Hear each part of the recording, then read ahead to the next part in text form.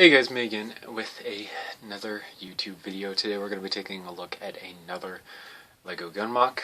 Over the past few days I kind of let the channel just kind of simmer for a little bit.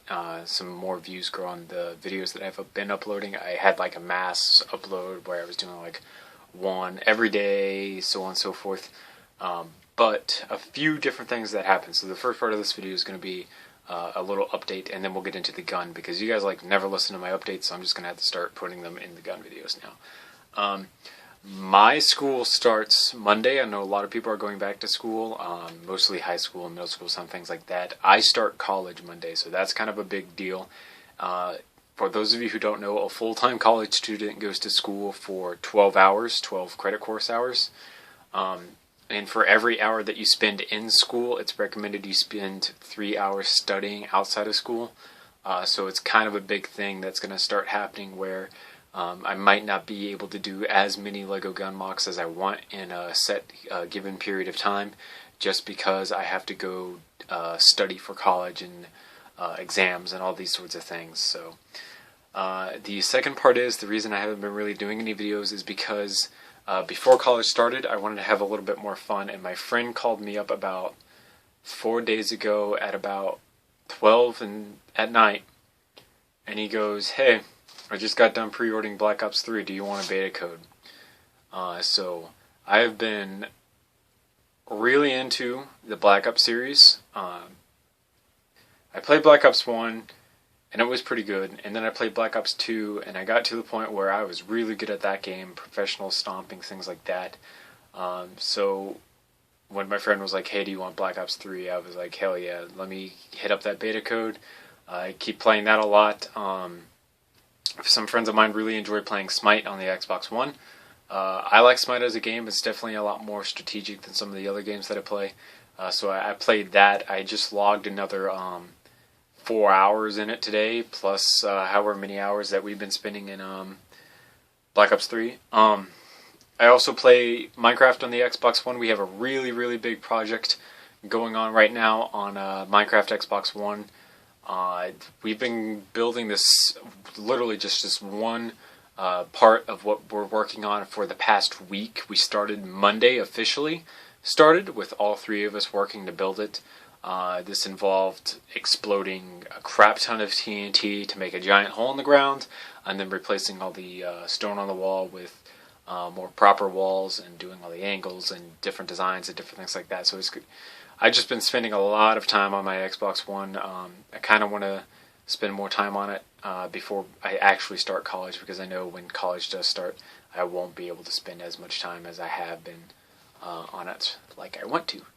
So, without further ado, we're going to get into this weapon review. So what are we taking a look at today? We are taking a look at the PP90M1 from Modern Warfare 3. So, what exactly is the PP90M1? It shares some similarities to the PP19 Bizone, so why would two different weapons that share the same features kind of exist? So a little bit of background history about the PP90M1. We'll start with the PP19. The PP19 is an AK-74U that has been taken, or AK-74U in some cases, or an AK-47U that has been taken and converted to accept 9mm and helical magazines. There's special conversion kits that you just take the shell of the AK-74Us or 47Us and convert it into the PP19. The PP90M1 is the, I want to say it's basically a gun built specifically for that type of design. Instead of just taking old guns and converting them over into a new thing, we have the PP90M1, which is built specifically to take those helical magazines.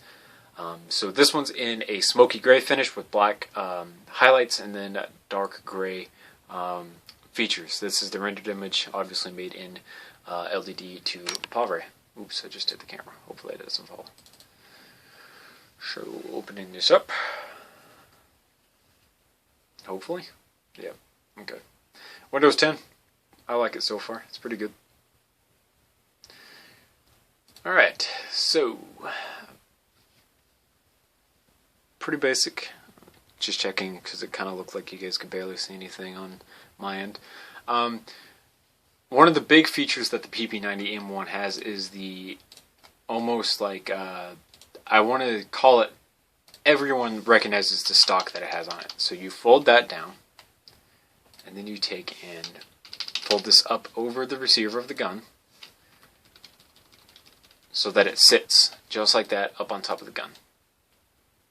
It sits nice and flat, it covers it up. You can still use the sights. That's one of the most notable features about the PP90M1. So I wanted to replicate that as much as possible. So in order to do that, I had to use a few different things. So one of them is these pivot parts right here. It's on both sides of the receiver just to make it a little bit stronger. And then it angles down into the actual stock itself, which is made out of flat pieces because the flat pieces have a lot more rigidity to them than the normal bricks. And then at the end, we use some hinge pieces right here, and then some more angle pieces and a plate piece, so that we could get the iconic shape of the back end of the stock, just like so. So one of the weird things about the PP90M1 is that there's not much detail when it goes into the weapon itself. There's only a few different things on the gun itself, but there's no real like stippling, grooves cut out on it or anything like that. It's basically just how cheap can we make this, but how effective can we make it at the same time, which is kind of what I did here in LDD. The grip here is angled as it should be so that it's more comfortable to hold. It's got all the necessary angles on it that it needs. So the back angle here plus the kind of the dovetail here, all the angles in the trigger guard, how the trigger guard slopes down, and then the trigger itself, which does move like it's supposed to. So you can pull the trigger and whatnot. And then the bottom down here, how the fingers kind of just sit up on top of these so that they don't slide off the grip on the bottom. The magazine release, which uses this piece instead of the normal Technic pieces that you see. That can pivot just like that, even though it pivoted the rest of the gun, so that you could release your helical magazine. On this side we have our shell ejection port of 9mm, 9x19, and then I think this model you can push back. Why can't that push back? It should have, oh yeah, it does have Revlon on it. Huh. I don't know why I can't push it back. Whatever. We'll get up to the muzzle here in a second. Some of the only detailing on the receiver itself is that on the bottom down here, these grooves that you can see, they kind of flare out a little bit right here, and then they flare up here at the top just a little bit, where the front side is. This circle piece here is one of the large takedown pins. You basically unscrew this here to take down the weapon entirely. And then it has a little bit of flaring on the back here, as you can see by the side plates right there and right there. The helical magazine, I believe it holds 50 rounds, maybe 60 in game. I honestly can't remember, it's been so long since we've played. Yeah, I think it connects up here. And the answer is yes. So as you just saw, that the magazine actually snaps onto the locking position that it needs to. Here's the magazine itself. This bullet should be colored like so. I was going to do a 3D bullet, but there's not enough room in here to really do that, so that's kind of disappointing. As you can see, it is a helical magazine. It's a circle. And that's what the weapon looks like unloaded. Snap that right back into place, like so. The barrel here is in black. It has the same place where it locks into the magazine. Has the muzzle brake on it, very simple muzzle brake. And then the interesting thing about this gun, other than the helical magazine, is the charging handle. This here is the charging handle. You push on this and it pushes the bolt back, and it charges the weapon. But one of the major drawbacks about this is at the same time you're charging the weapon, you're also putting your hand dangerously close to being in front of the muzzle. So you're basically loading the weapon and giving yourself a really high chance that you're about to shoot off your own fingers if you accidentally pull the trigger.